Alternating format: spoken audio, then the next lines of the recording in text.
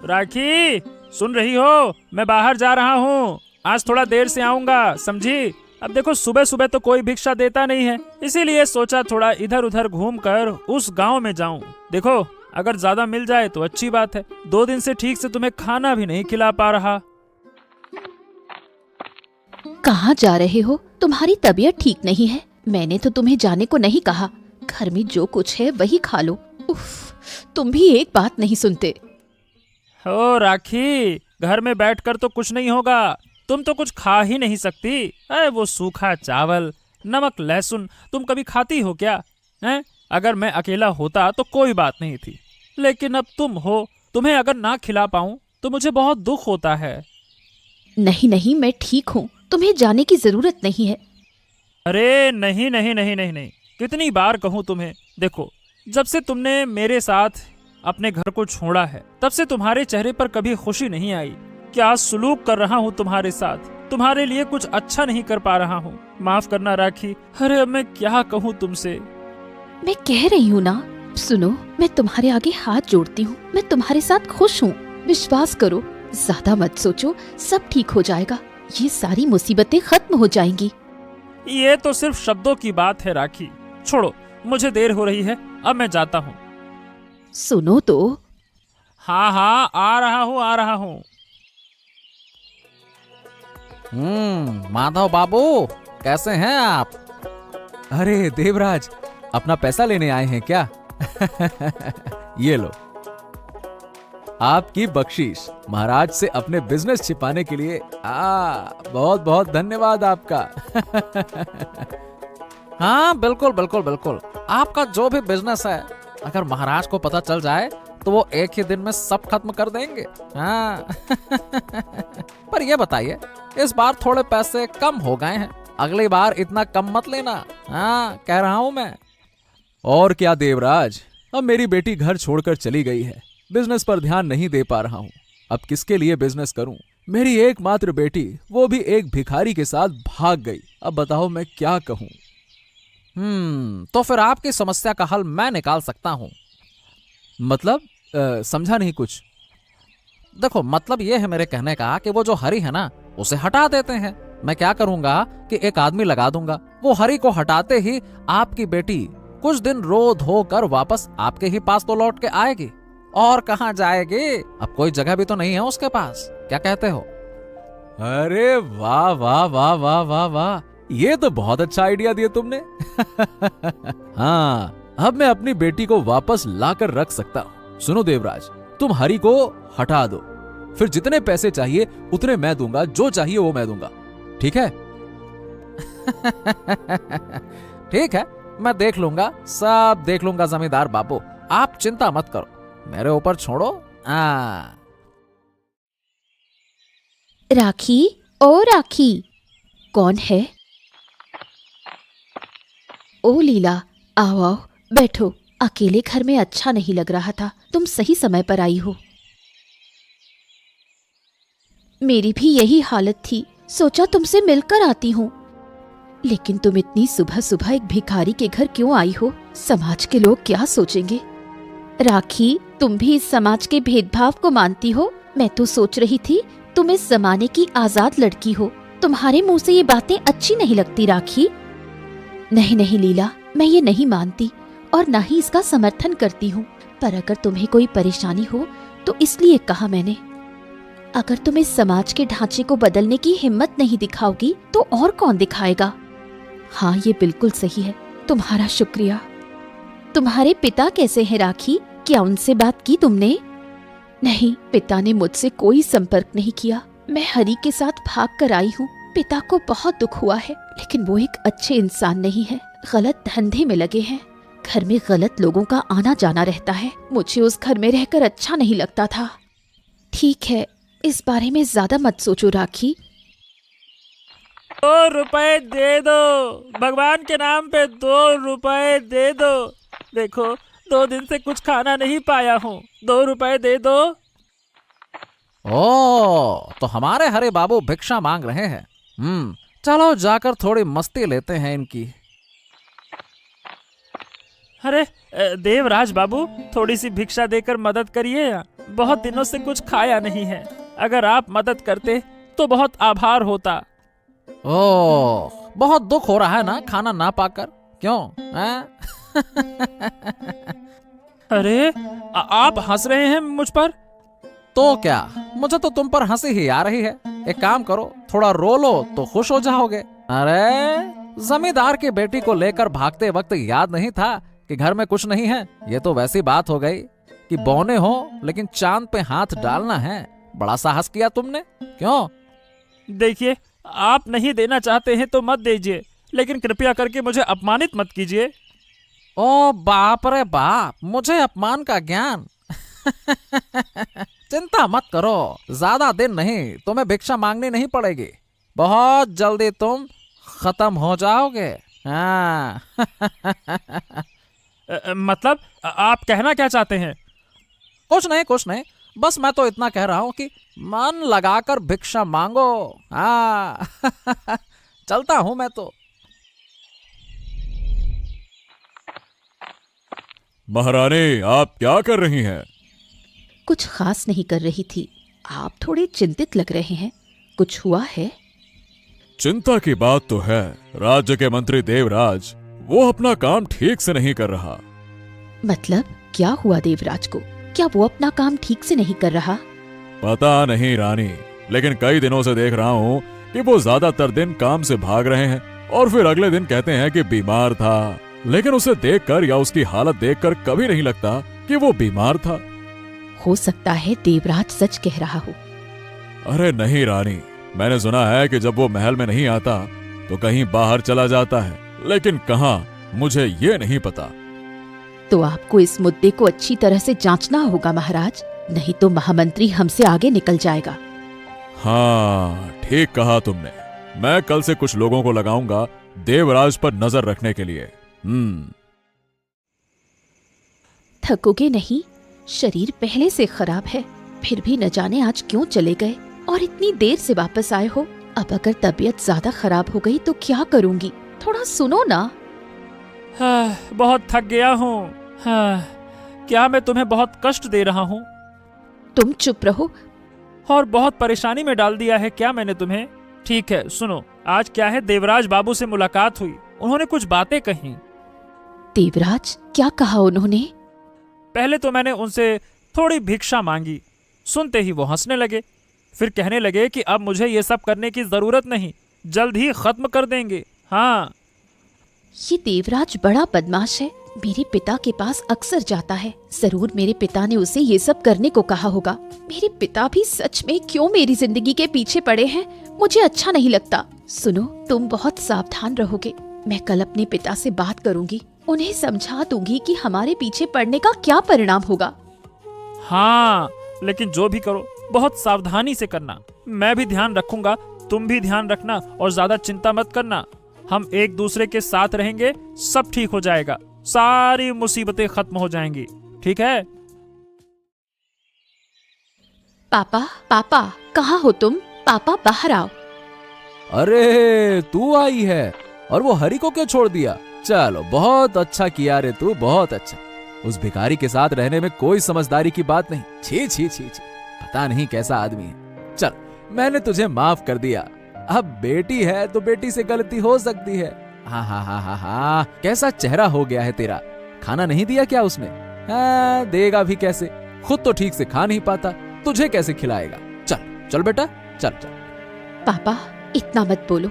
सुनो, मैं क्या कहना चाहती हूँ। मैं हरी के साथ उसके घर में बहुत खुश हूँ, शांति से हूँ, क्योंकि वो कोई बुरा काम करके पैसे नहीं कमाता। हैं? तो फिर तू यहाँ क्या करने आई है? मैं आपको चेतावनी देने आई हूँ। कल आपके आदमी देवराज ने मेरे पति को बहुत अपमानित किया, यहाँ तक कि उसने ये धमकी दी कि वो अब भिक्षा नहीं मांग सकेगा, उसे मार डाला जाएगा। ये क्या बेहुदगी है पापा? इतना गिर मत जाओ। अपनी बेटी के पति को मारने की योजना बना रहे हो? सुन, मैं मरे हुए को नहीं मारता। अरे वो भिखारी को मार के क्या मिलेगा, वो तो ऐसे ही भूख से मरा हुआ है। जो तुझे अब करना है वो तू सुन। तू आई है अपने पति की दलाली करने। चल निकल यहाँ से, जा बाहर जा, और फिर कभी इस घर में कदम मत रखना, याद रखना, समझ गई ना?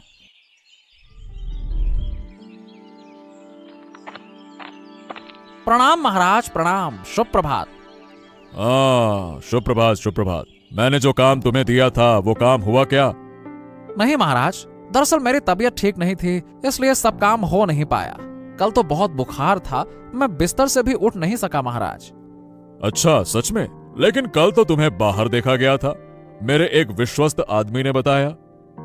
हाँ, थोड़ा बाहर गया था। क्या है कि घर में सामान नहीं था, वो लाने गया था। घर में खाना नहीं होगा तो बहुत परेशानी हो जाती है। अब एक आदमी है घर में, अकेले ही सब करना पड़ता है, तो सब करना ही पड़ता है, चाहे बीमार हो चाहे जो हो। लेकिन तुम बार बार काम से बचते क्यों हो? तुम जाते कहाँ हो? मुझे तो कुछ नहीं बताते, और काम भी अधूरे पड़े हुए हैं। अगर ऐसा ही चलता रहा तो बहुत परेशानी होगी। दरअसल महाराज, मैं तो राज्य के काम से बाहर गया था। राज्य में क्या हो रहा है ये जानना भी तो जरूरी है ना। और कौन करेगा ये काम अगर मैं नहीं करूंगा? इसीलिए कभी कभी बाहर जाना पड़ता है। ये तो मुझे बताकर जाना चाहिए ना, नहीं तो मैं समझूंगा कैसे? क्या मुझे कोई सपना आएगा क्या? गलती हो गई महाराज, गलती हो गई। अगली बार से आपको बताकर ही जाऊंगा, क्षमा करें। लीला, अरे ओ लीला, सुनो, मुझे माधव बाबू के पास जाना होगा। एक काम हो सकता है, समझी? अगर ये काम हो गया तो कई समस्याएं हल हो जाएंगी, थोड़े पैसे भी आ जाएंगे। माधव बाबू यानी वही राखी के पिता? हाँ, क्या तुम उन्हें जानती हो? हाँ जानती हूँ। सुनो, तुम जो भी कर रहे हो वही करो। तुम्हें उनके पास काम करने नहीं जाना चाहिए। वो बहुत बुरा आदमी है, सब गैर कानूनी काम करता है।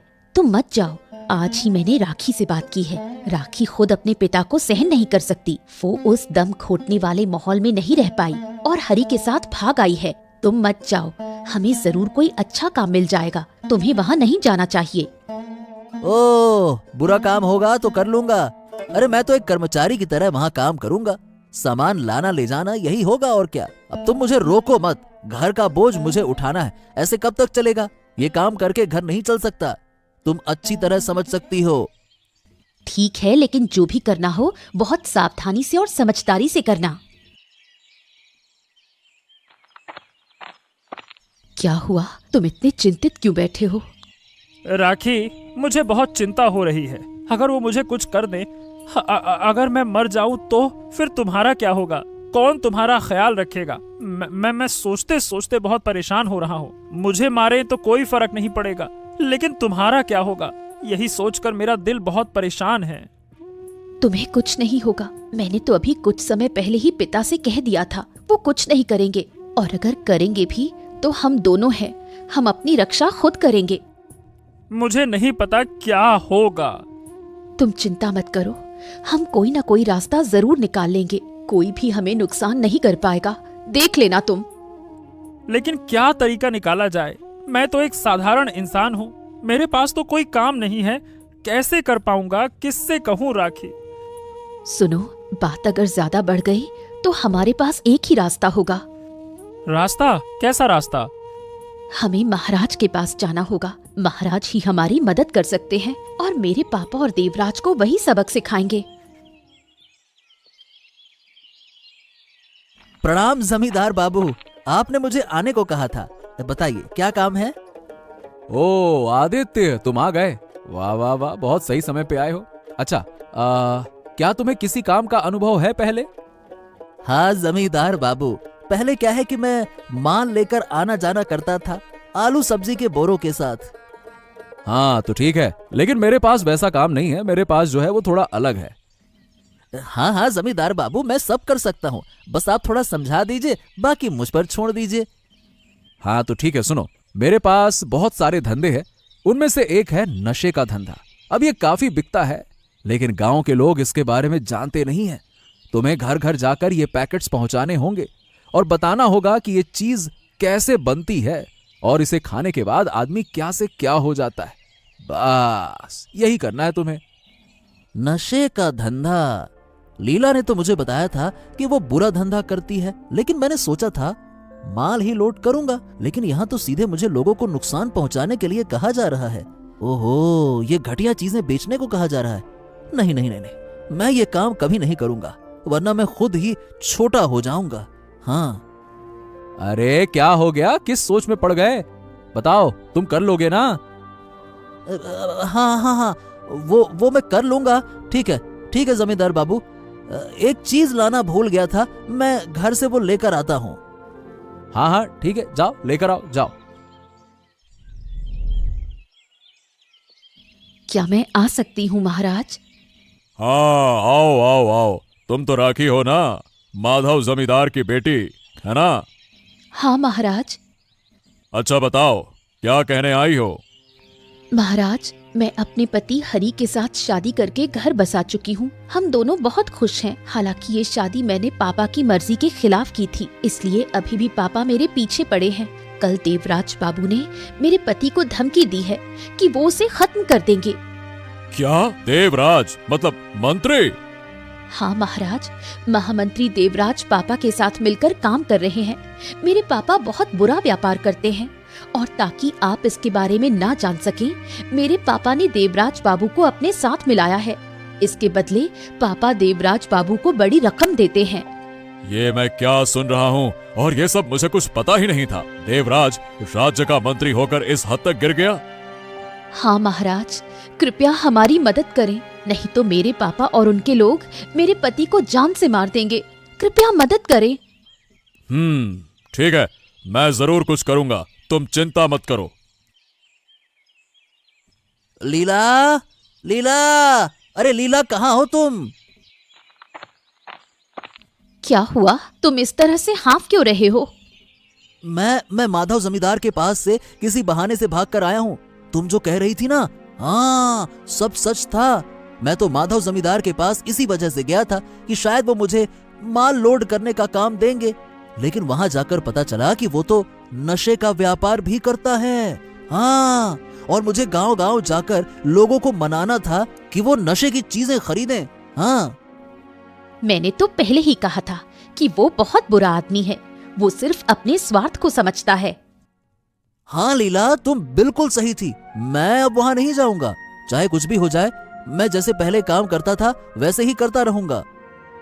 लेकिन उसने बहुत पाप किए हैं, उसे सजा मिलनी चाहिए। हमें राजा को ये सब बताना होगा। लेकिन क्या हमारा कहा राजा विश्वास करेगा? और अगर हम राजा को ये सब बताएं तो वो जमींदार हमें नुकसान पहुंचाने की कोशिश करेगा।